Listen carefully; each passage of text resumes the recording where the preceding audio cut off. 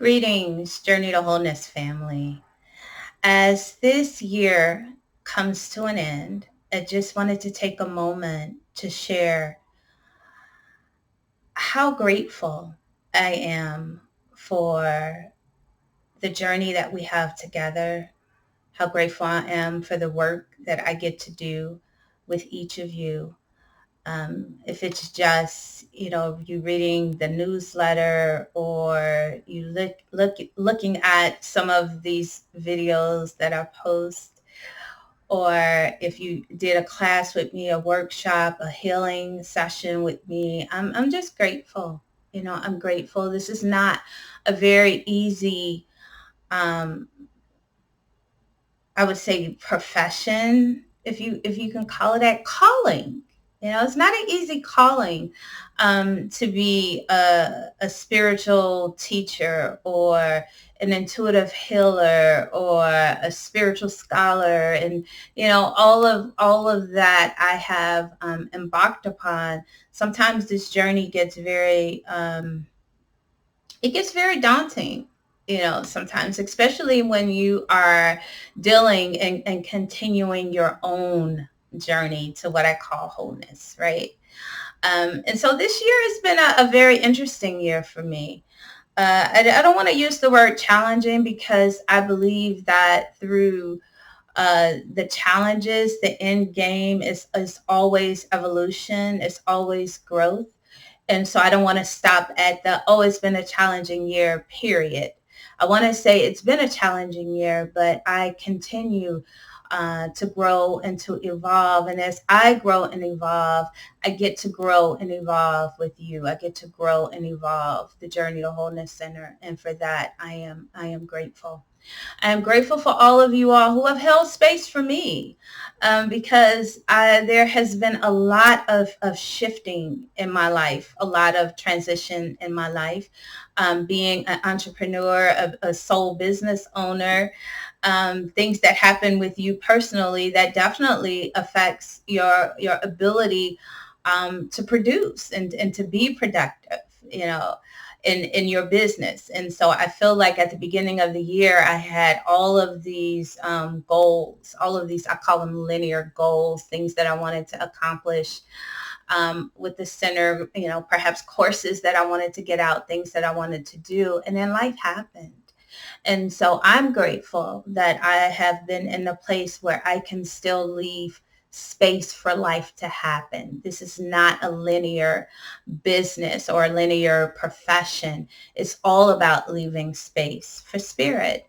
And that was my charge, in practicing what I preach. That was my charge this year, is to leave space for spirit and allow life to happen, to allow life to unfold around me without judgment. And that brings me to a point, for all of you. Again, thank you. Happy New Year, all that great stuff. But the point that I really want to make is, as we move into this new year, I know traditionally we get caught up in the making the New Year's resolutions, or making the plan, or making the goals. And that's great. I'm never going to tell you, like, no, don't write down your goals for the new year. But more so than that, I think it's time that we begin to move beyond this linear way of thinking, this linear way of setting goals and then checking them off. Did I do it? Did I do it? Because what that creates is, when you don't do it, it creates blocks of, I failed, or I wasn't able to do this. So we make these New Year's resolutions, and then a month later, we're like, at the beginning of February, man, I already failed because I didn't do this, that, forget it. I'm not, those resolutions go out the window.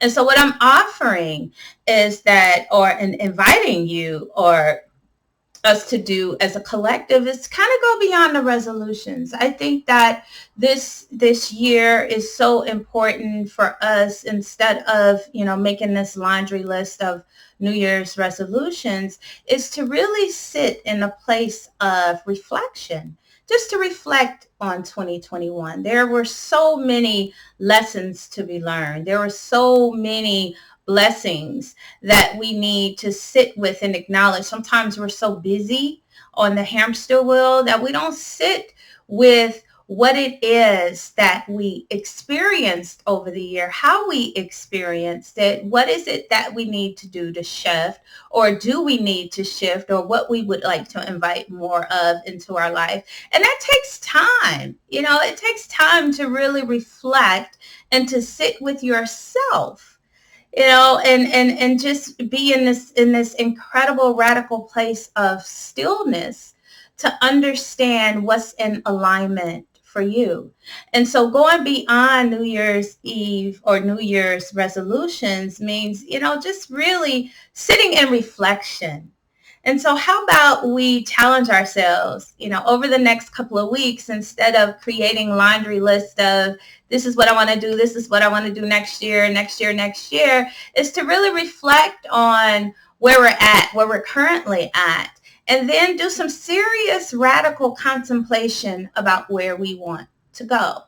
And really not just focusing on material wise, just, where do we want to go, mentally, physically, spiritually, what do we want to create? What type of energy do we want to bear forth? What is it that we want to create with our lives? Where do we really want to go forward? Because manifestation, it just doesn't happen in a linear check mark kind of fashion. Manifestation and creativity, it takes time.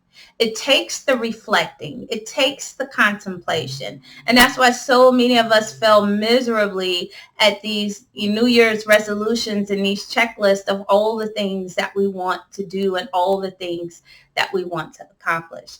So it's awesome to have that kind of big picture view, but you really have to leave space for spirit. You need space for living. You need space for breathing. You need space for the effect that the other people around you may have on you, and being able to center yourself and be in that place of reflection and contemplation as you move into the new year. Really allows you the freedom and the expansiveness to grow throughout the year and not be so rigid and not be so judgmental when we can't make those particular marks. Another thing I encourage you to do as you're doing this work of reflection is to create a theme. Think about what your theme was over the last year.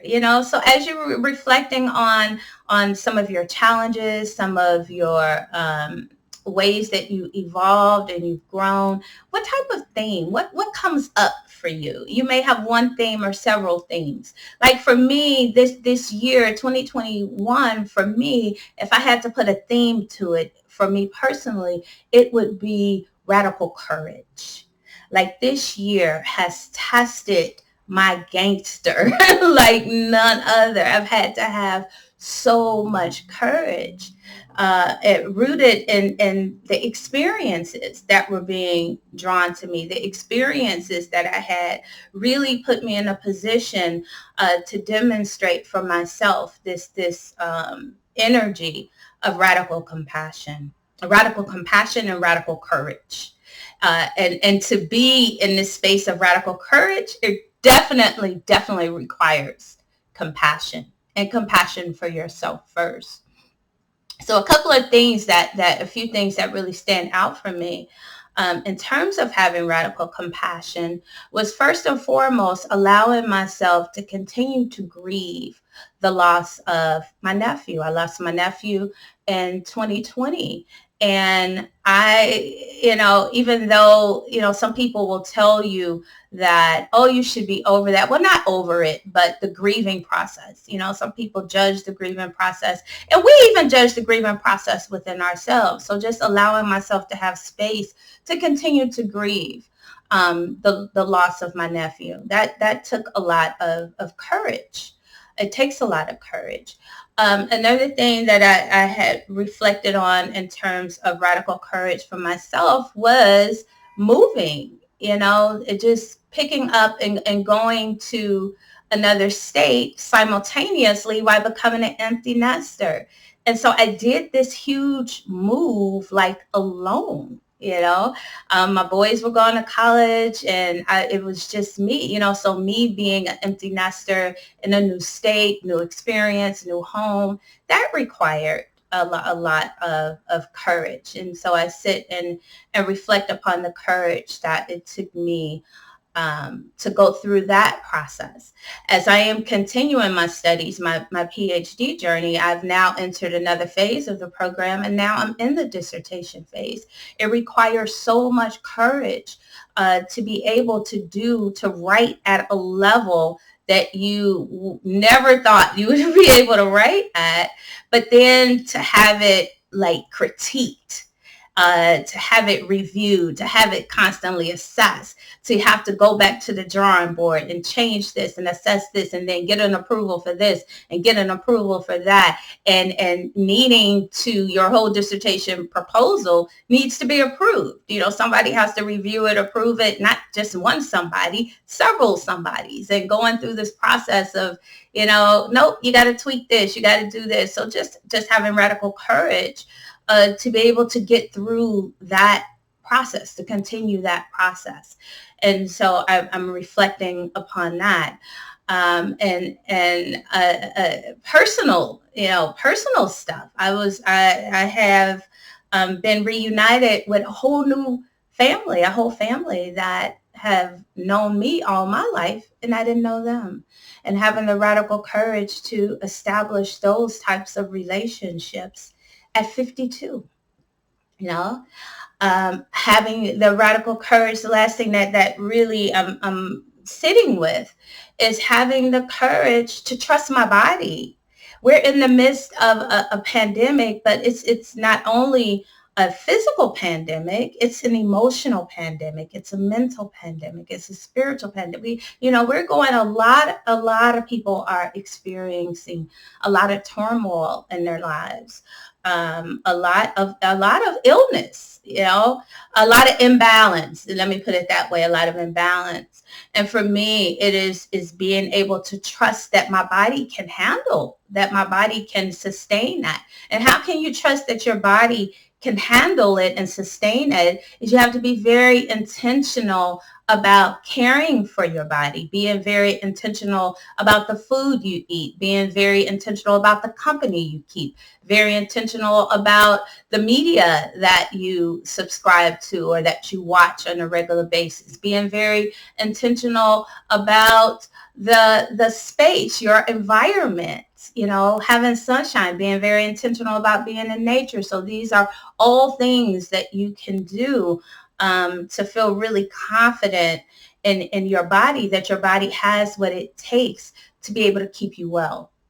And so that is another avenue of courage. And so again, when I think about my year personally, the theme for me for the year has been radical courage. And with radical courage comes compassion. You have to be compassionate.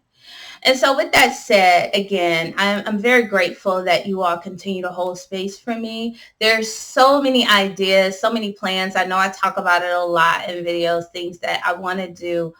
But at the same time, balancing all of those things that I want to do, that checklist. We have that linear, rational checklist of things that we want to do. And then we have life. That is very non-linear, that is very mystical, that is very magical, that is also very challenging, so just being able to balance those worlds, that's what living is all about. And so I invite you all to just spend some time in reflection, spend some time in contemplation. Don't beat yourselves up about creating these to-do lists to be able to check off as you enter into the year 2022. And so with that said, I just want to say that I love you all. I wish you all a very happy and very safe new year. Listen to your body. Be discerning about the spaces that you're moving in, especially as we're navigating all of these pandemics. It's not just about the virus. It's about our mental state of being, our emotional state of being, our physical state of being. And so be mindful as you're navigating all of these spaces and all of these intricacies during this very precarious period of time that we're in. And know that you're in this period of time for a reason. That is very intentional. That you are still here on this planet is very intentional. And so be in alignment. Trust your purpose. Get in alignment. If you're not in alignment, get in alignment with your passion and with your purpose to move the goalposts forward in 2022. And so I love you all. Happy New Year. Thank you for taking the time and spending the time with me this evening, this year, always. I love you all. Thank you.